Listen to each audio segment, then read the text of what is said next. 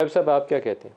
देखिए, पहली बात तो ये है, जब 13 अगस्त और 14 अगस्त को पीटीआई का वर्कर पाकिस्तान का झंडा लेके और अपनी पार्टी का झंडा लेके निकलता है तो हज़ारों की तादाद में आप क्रैकडाउन करते हैं।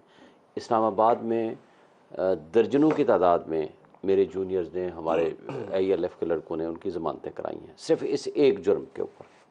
ये वाना से चलते हैं, वहाँ से आकर के इधर नारे लगाते हैं, 144 की खिलाफ वर्जी है, इतना बड़ा जलसा करने की इजाज़त देते हैं। हम अगले दिन प्रेस कॉन्फ्रेंस करते हैं 24, और हम इस पे एतराज़ करते हैं।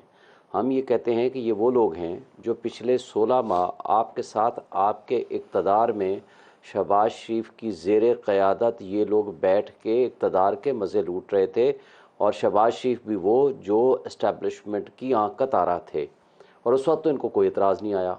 सारे लॉज भी पास कराए जो कि अवाम के ख़िलाफ़ थे, और जो कुछ होता रहा सब ये खामोश थे। आज ये फ़िक्स मैच था ताकि पख्तून इलाक़ों में एंटी एस्टैब्लिशमेंट का नारा लगवा करके इमरान ख़ान और PTI का वोट तकसीम किया जा सके। और ये FIR कब कटी आपको पता है? हमारी प्रेस कॉन्फ्रेंस के भी 6 घंटे के बाद, और इस वाक़े के 12 घंटे के बाद FIR कटती है। पाकिस्तान अफोर्ड कर सकता है कि हम इस तरह की लड़ाई, अल्लाह ना करे, लेकिन मैं आपको बता रहा हूँ। और पहली FIR कटती है आपको पता है इस बात की कि आपने सिर्फ रोड्स ब्लॉक की है। फिर जब उसके ऊपर बहुत शोर मचा सोशल मीडिया पे, फिर उसके बाद उसी एक ही वाक़े की दूसरी FIR कटती है।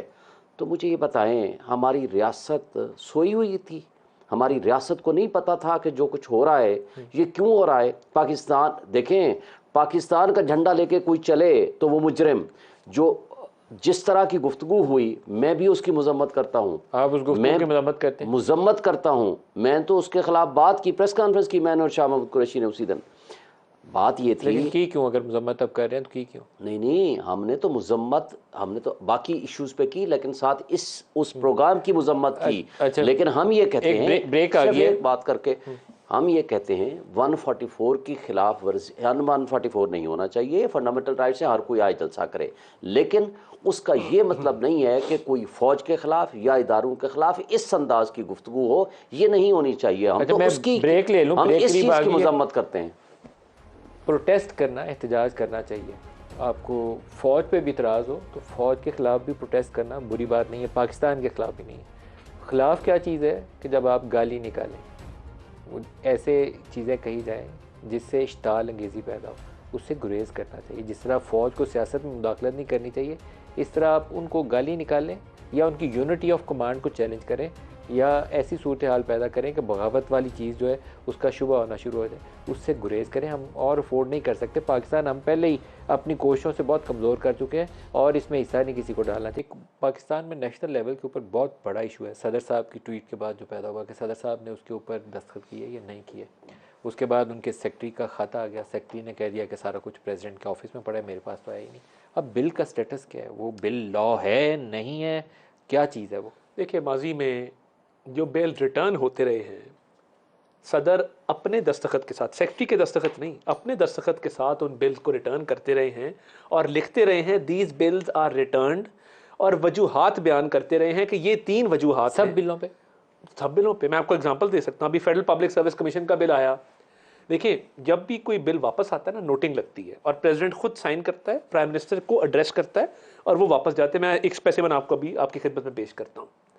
अब इसमें पॉलिटिक्स खेली गई, उनको कोई पैगाम आया अपनी पार्टी की तरफ से या अपने लीडर की तरफ से, अटक से वकला मिले, वो लेके आए, जो भी लेके आया, उन्हें कहा गया कि आपने गलत किया है। ये एक आफ्टर थॉट है।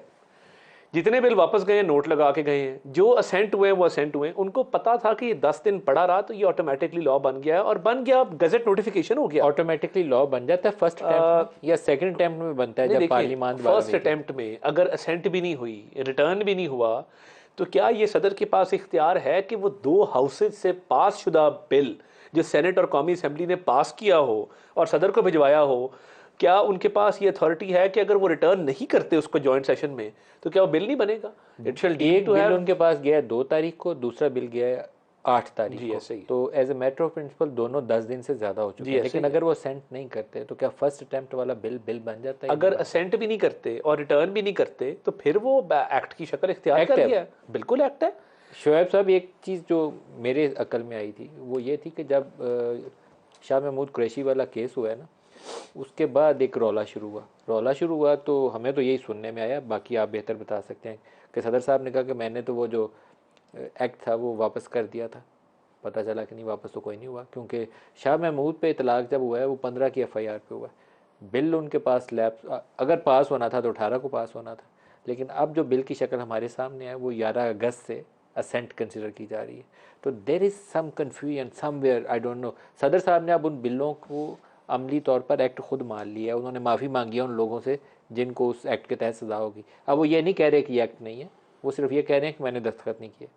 देखिए, ये डिस्प्यूट ज़रूर है, लेकिन मेरी नज़र में अभी भी मेरी जो इंडिपेंडेंट ओपिनियन है, 15 तारीख को जब ये FIRें कट गई वो पुराने लॉ के तहत, 18 तारीख को ये गज़ेट नोटिफाई हो रहा है विद इफेक्ट फ्रॉम 11। नहीं, उसमें लफ्ज़ लिखा हुआ है एक केस में, assented, deemed to be assented on 11th। Official secret act के ऊपर ये 11 वाली तारीख है, deemed to be assented on 11th। Law के अंदर लिखा लेकिन गया। उसका ये मतलब नहीं होगा कि इसका इतलाक भी ऑटोमेटिकली 11 तारीख से हो सर गया। क्या कर रहे हैं सर? बहरहाल खैर ये अभी डिस्प्यूट है, लेकिन हम आगे आते सर हैं। वो मेरा ख्याल वकील है। कहते हैं ना, गोली चली इससे, बंदे को लगी इससे, पर कैसे साबित हुआ किसी से मरा, आप वो काम मेरे साथ ना करें। अगर वो लिखा कि डीम टू बी सेंट तो वो मैं होगी। उससे आगे आ जाता हूं। हम मान लेते हैं, फ़र्ज़ करो उसका इफेक्टिवनेस भी 11 से हो गई, तो लेकिन जो जुर्म होता है according to constitution and law, जिस तारीख को जुर्म हुआ उस तारीख का जो लॉ होगा उसके मुताबिक ट्रीट किया जाएगा।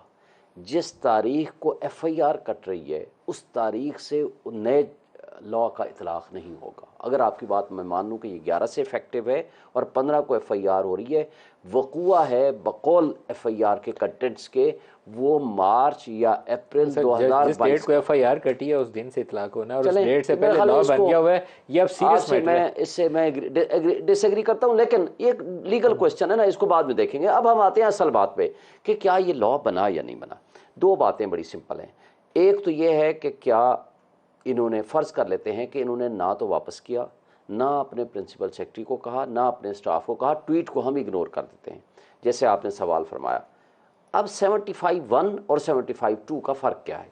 75(1) पाबंद करता है प्रेसिडेंट को दो काम करने के लिए, और लफ्ज़ है विदिन 10 डेज, या तो वो उसको साइन कर देगा या उसको वापस कर देगा। That's all. मैं वही कह रहा हूँ ना, दैट्स ऑल। वो आइन खामोश हो गया।